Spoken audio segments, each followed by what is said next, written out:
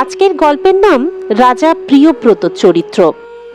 একদা রাজা পরীক্ষিত শ্রী সুখদেব মহাশয়কে জিজ্ঞাসা করলেন, রাজা প্রিয়ব্রত তো একনিষ্ঠ ভগবত ভক্ত ও আত্মনিষ্ঠ ছিলেন, অতএব যে সংসারে আসক্ত হলে মানুষ স্বরূপবৃষিত হয়ে কর্মবন্ধনে আবদ্ধ হয়, সেই সংসার করার জন্য তিনি কিভাবে আকৃষ্ট হলেন?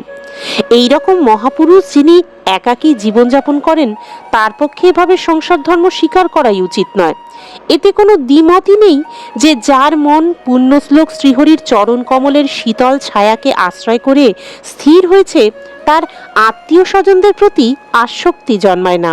অতএব আমার এ বিষয়ে প্রবল সংশয় হচ্ছে যে রাজা প্রিয়ব্রত স্ত্রী পুত্র সংসার সব কিছুর প্রতি আসক্ত থেকে কি প্রকারে সিদ্ধি লাভ করলেন?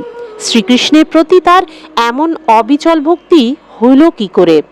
তখন শ্রী সুখদেব বললেন, মহারাজ, তোমার কথাই ঠিক। যার মন প্রাণ পবিত্র কীর্তি শ্রীহরির চরণ কমলের ভক্তিরসে আপ্লুত হয়েছে, তার ভক্তি মার্গে যদি কোনো বাধা বিপত্তি আসে, তবুও তিনি ভগবত ভক্ত পরমহংসগণের একান্ত প্রিয় শ্রী ভগবান বাসুদেবের মঙ্গলকারী চরিত্রগাথা শ্রবণ থেকেই প্রায়শই বিরত হন না। হে রাজন, রাজকুমার প্রিয়ব্রত ছিলেন ঈশ্বরের পরম ভক্ত। দেবর্ষী নারদের সেবা করে সহজেই তার পরমার্থ তত্ত্বের বোধ হয়েছিল। ব্রহ্মসত্রের দীক্ষা নিয়ে নিরন্তর ব্রহ্মে নিরত থেকে অবশেষ জীবন অতিবাহিত করার কথা যখন তিনি চিন্তা করছিলেন, তখনই তার পিতা স্বয়ংভুব মনু তাকে পৃথিবী পালনের শাস্ত্রোক্ত উপযোগী সকল গুণের সম্পূর্ণ অধিকারী জেনে রাজ্য পালনের জন্য আদেশ দিলেন। কিন্তু প্রিয়ব্রত অখণ্ড সমাধির দ্বারা ইন্দ্রিয় ও সকল কর্ম বাসুদেবের চরণ কমলেই সমর্পণ করেছিলেন। এই পরিস্থিতিতে পিতৃ আজ্ঞা অলঙ্ঘনীয় জেনেও রাজত্ব পাওয়ার পর স্ত্রী পুত্রাদির মোহে আচ্ছন্ন হয়ে স্বরূপ থেকে চ্যুত হওয়ার আশঙ্কা করে তিনি রাজ্যের শাসনভার গ্রহণ করতে অস্বীকার করলেন। আদিদেব স্বয়ম্ভু ভগবান ব্রহ্মা সবসময় এই গুণময় মায়া প্রপঞ্চের বিস্তারের চিন্তাতেই রত থাকেন। তিনি বিশ্ব সংসারের সকল প্রাণীর মনের কথা জানতে পারেন।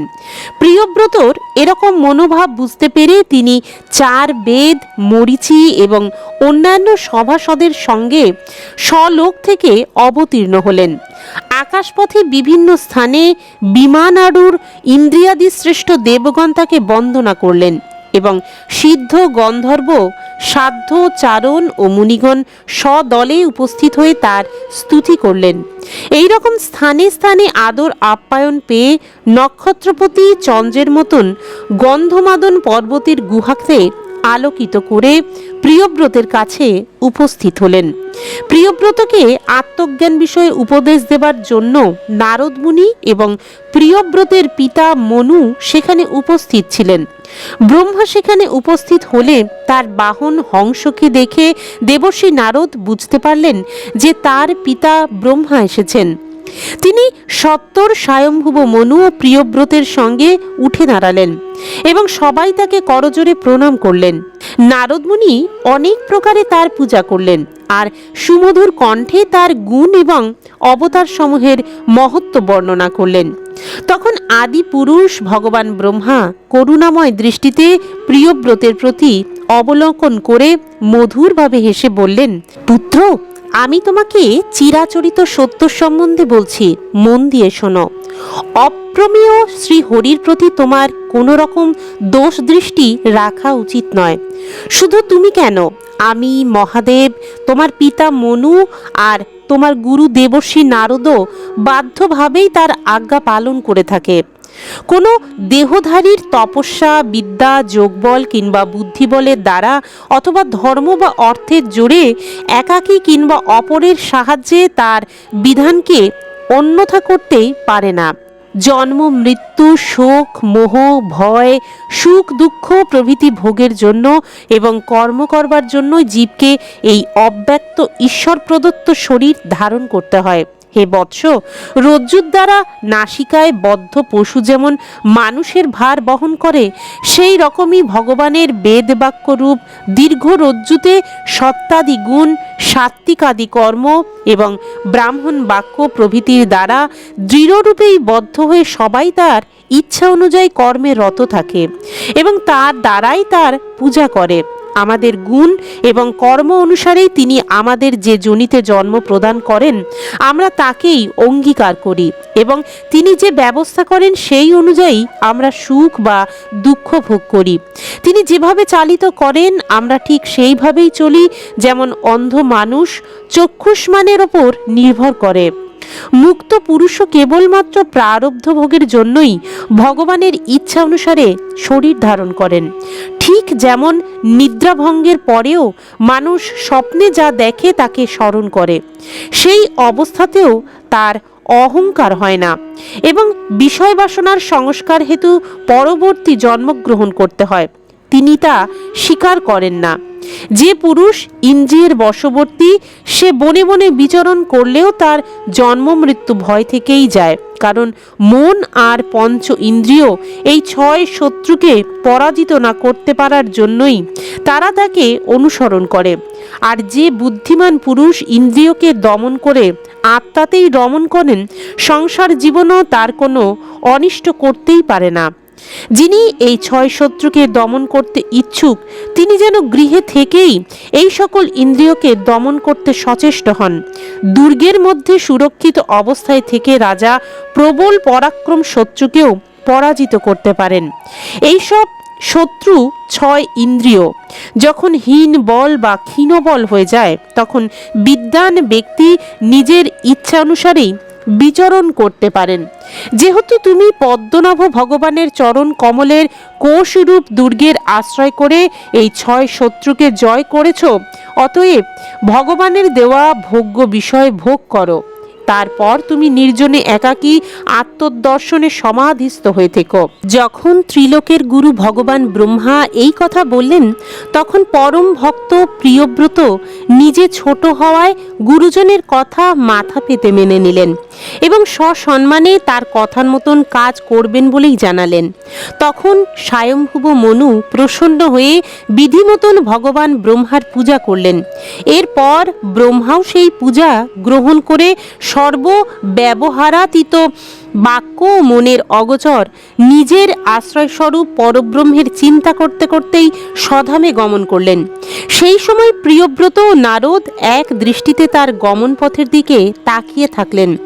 মনু মহারাজের মনোরথ যখন ভগবান ব্রহ্মার কৃপায় এইভাবে পূর্ণ হলো তখন দেবর্ষি নারদের আদেশ অনুসারে তিনি প্রিয়ব্রতের হাতে সমগ্র ভূমণ্ডলের ভার অর্পণ করে নিজে বিষপূর্ণ জলাশয় স্বরূপ সংসারের ভোগেচ্ছাদ থেকে নিজেকে মুক্ত করলেন।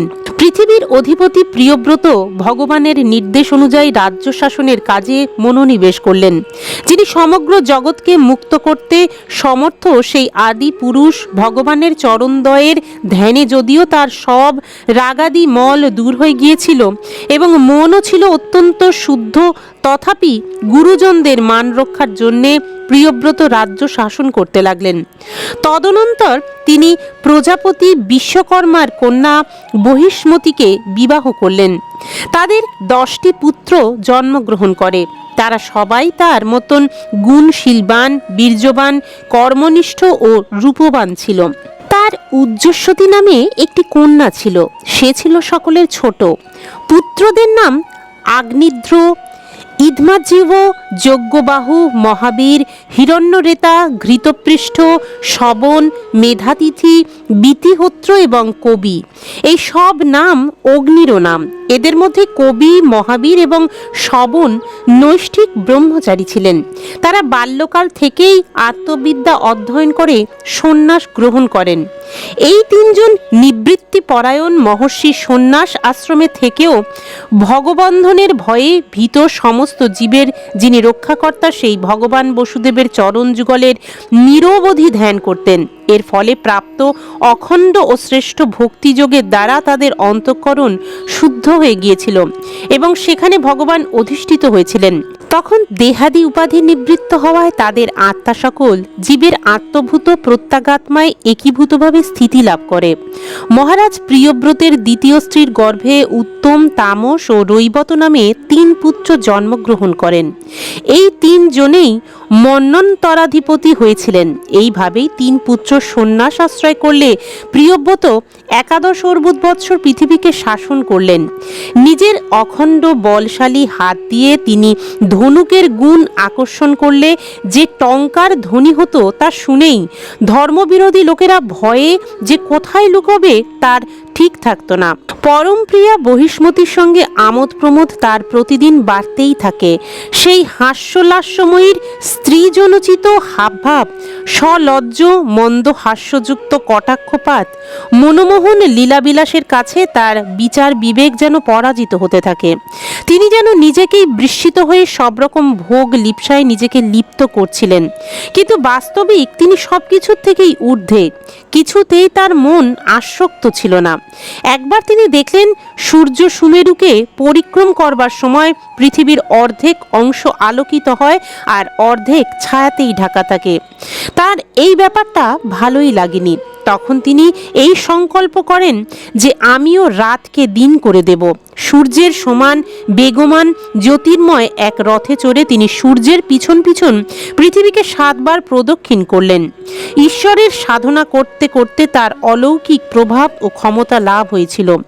এই রথচক্রের আঘাতে যে সকল গর্ত উৎপন্ন হয় তা 7 সমুদ্রে পরিণত হয়, আর এর থেকেই পৃথিবীতে 7টি দ্বীপ সৃষ্টি হয়।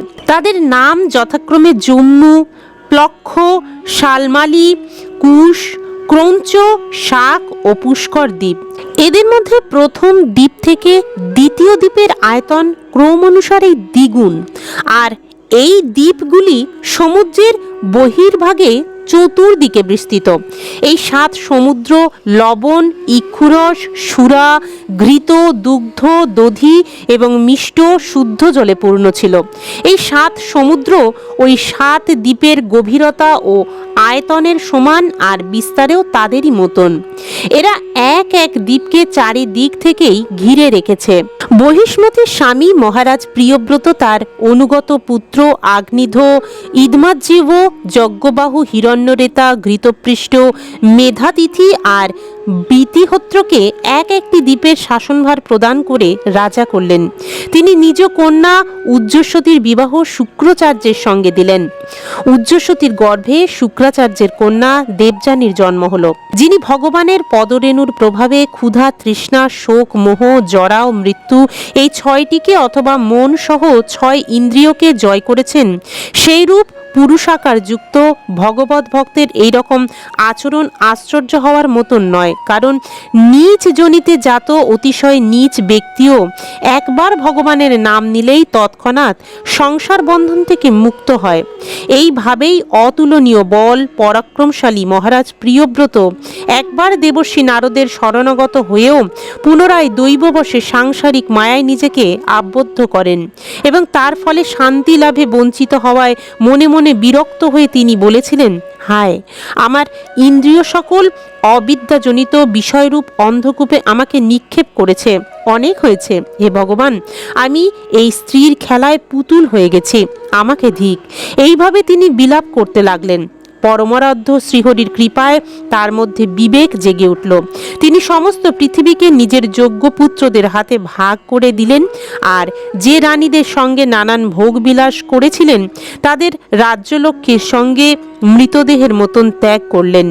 হৃদয়ে ভগবানের লীলার কথা চিন্তা করতে করতে বৈরাগ্য উৎপন্ন হল, এবং পুনরায় নারদের প্রদর্শিত পথের অনুসরণ করলেন। মহারাজ প্রিয়ব্রতর মহিমা বর্ণনা করে এই রকম কয়েকটা প্রসিদ্ধ শ্লোক আছে। রাজা প্রিয়ব্রত যেসব কাজ করেছেন তা ঈশ্বর ব্যতীত অন্য কোনো ব্যক্তির পক্ষে সম্ভব ছিল না।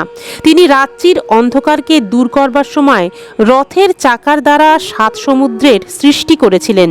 তিনি জীবসমূহের সুখ বিধানের জন্য, তাতে পরস্পরের মধ্যে বিবাদ না হয় তার জন্য দ্বীপ বিভাগের দ্বারা পৃথিবীর অঞ্চল সমূহে এবং পুনরায় পৃথক পৃথক নদী পর্বত এবং বনাদির সাহায্যে সেই দ্বীপগুলির সীমা নির্ধারিত করে দিয়েছিলেন। তিনি নারদাদি ভগবত ভক্তগণের পরম প্রিয় ভক্ত ছিলেন। পাতাল স্বর্গ মর্তলোকের যাবতীয় ঐশ্বর্য এবং পূর্ণ কর্ম যোগসাধনার ফলে লব্ধ বিভূতি সমূহকে তিনি নরক তুল্য হেয় জ্ঞান করেছিলেন। তো এই ছিল আজকের কাহিনী। আজকের কাহিনীটা আপনাদের কেমন লাগলো তা কমেন্টস করে জানাতে ভুলবেন না। আজকের কাহিনীটা যদি আপনাদের ভালো লেগে থাকে তাহলে এই রকম আরও অনেক পৌরাণিক কাহিনী জানতে গেলে আমাদের চ্যানেলটিকে অবশ্যই সাবস্ক্রাইব করে রাখবেন এবং পাশের বেল আইকনটাও অবশ্যই প্রেস করে দেবেন। তাহলে আমি যদি কোনো নতুন ভিডিও আপলোড করে থাকি তার নোটিফিকেশনগুলো আপনাদের কাছে খুব সহজেই পৌঁছে যাবে। তাহলে দেখা হচ্ছে আবার একটা নতুন গল্পের সাথে। ততক্ষণ সকলে ভালো থাকবেন, সুস্থ থাকবেন। ধন্যবাদ।